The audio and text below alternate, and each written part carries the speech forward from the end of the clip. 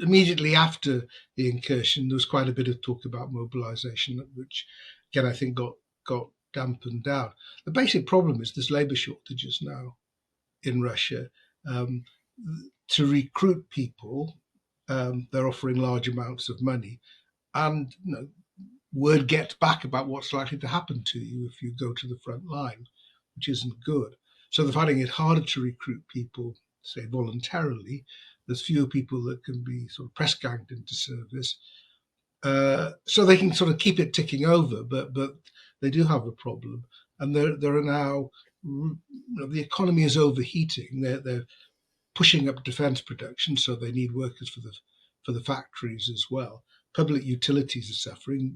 We saw a few months ago a major terrorist attack, which indicated the interior forces are depleted as well.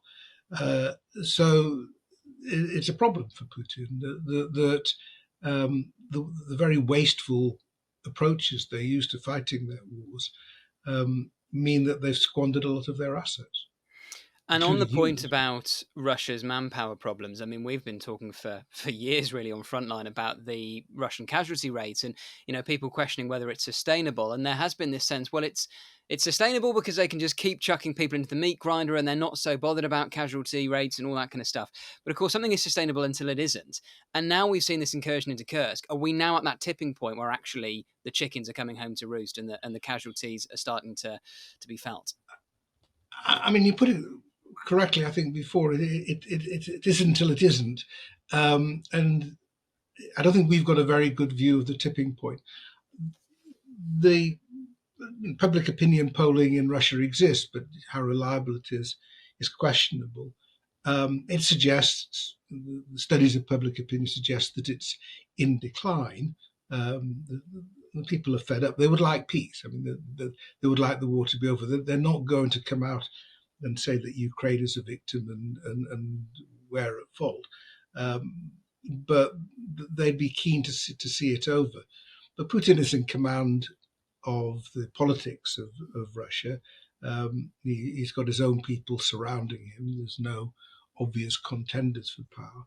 So even if there's a lot of grumbling and unhappiness, there's not a lot that I think just ordinary people can do about it. I think it's more a question of the cumulative pressures of the war building up, including on the economy, and this may take some time. And there's a couple of things to watch for. First, if they are successful in Donetsk, I mean, seriously successful, will he use that as an opportunity to say, look, we've done pretty well now. This is the moment to strike a deal. What's the relevance of the American election? A month or so ago, I guess he was pretty optimistic that he'd be able to deal with Trump, who I don't think he finds particularly easy to deal with, but at least is somebody who wants to deal with Putin.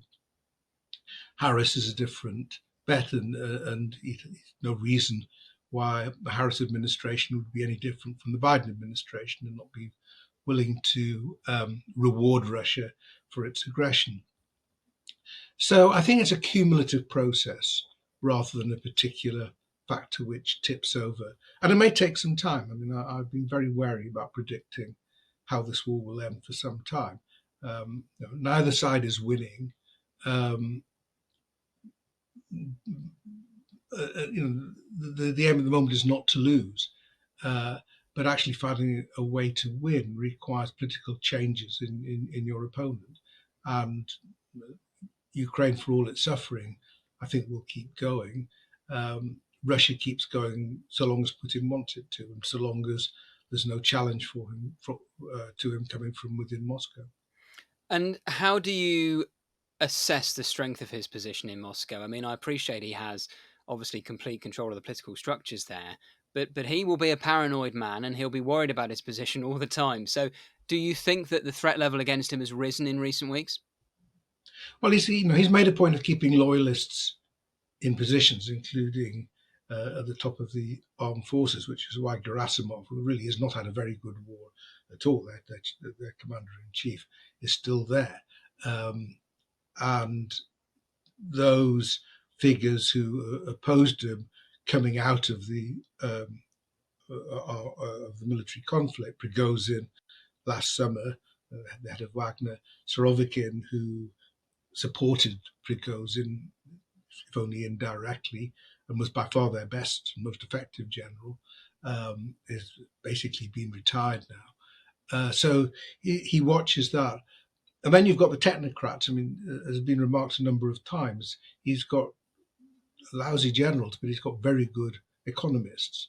And they've really done an impressive job keeping the Russian economy afloat, managing the currency and all these things. But you can see they're feeling pretty tested by it all now as well. So this is why, and you saw yesterday, Zelensky was talking about a theory of victory, which you may think is optimistic, but it was clear he wasn't just relying on military means to achieve it. It's economic, which is why they keep on going for oil depots and refineries. It's political, diplomatic, which is why he had Indian Prime Minister Modi visiting and gave him as big a hug as Modi had given Putin, and so on. It's a whole series of things that add to the pressure. And when this works, if at all, it's very hard for us over here to say.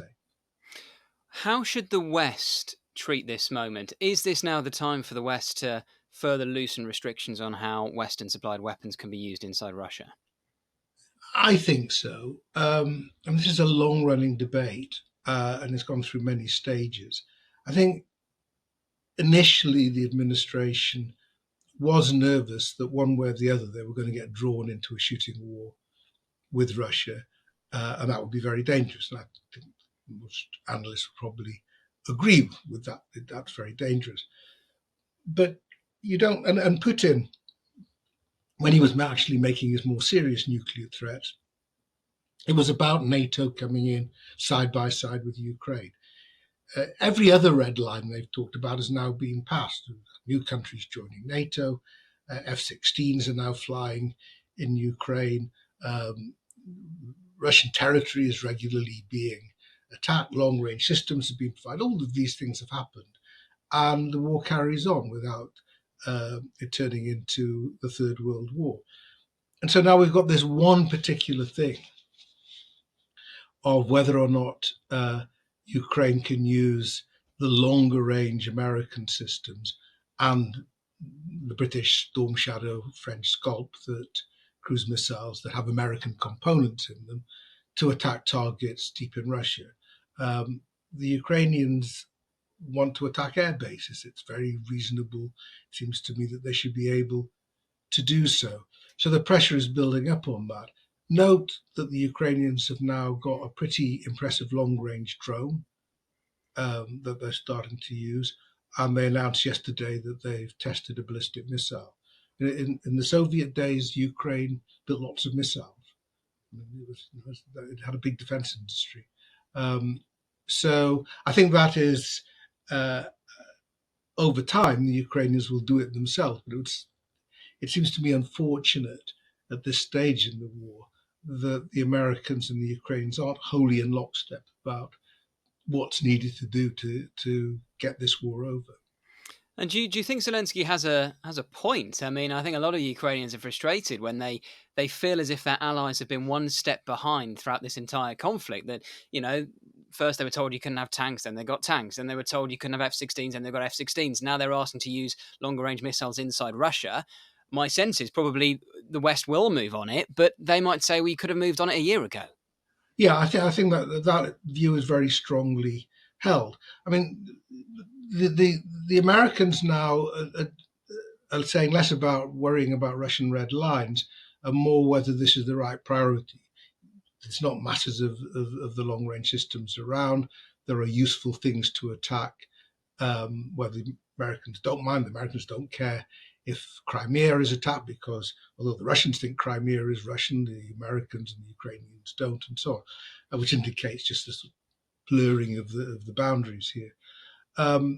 So there are questions about priorities, but I think you get around that by having conversations on what makes sense, what it is that you, how the Ukraine can be best supported in what it's trying to do. There's another argument which is a bit retrospective, which is that in practice, this has all been very incremental. And so the the Russians at each stage have been confronted with a line that's being crossed but isn't quite worth raising the whole temperature themselves about. It seems a small thing, and then another small thing happens. So it's the incrementalism has made it easier to increase support for Ukraine without getting into a major crisis with Russia. Again, I think there's some truth in that argument, but the fact is that the Ukrainians are paying daily the costs of this war, and so long as the Ukrainians think that they can subjugate the Ukrainians, they'll carry on, and somehow they've got to be disabused of that notion. And just finally, Sir Laurence, and this is a almost impossible question to answer, but I just want to invite you to speculate. When the history books are written of the war in Ukraine, how significant do you think the events of August 2024 and this incursion will be? The war goes through stages, and you can identify the stages by an event such as this. So, September 2022, you had a successful Ukrainian incursion, which led to Russia doubling down, like Putin doubling down on his objectives. It led to mobilization. You had the failed offensive last year. You've had a Russian offensive. So it's an important point in the war, and it changed the conversation. So in that sense, it'll be important. If this fails, I mean, if the Russians push on in Donetsk and the Ukrainians get pushed out of Kursk with losses in the process, then people will say it was a bold and audacious move, but a bit mad.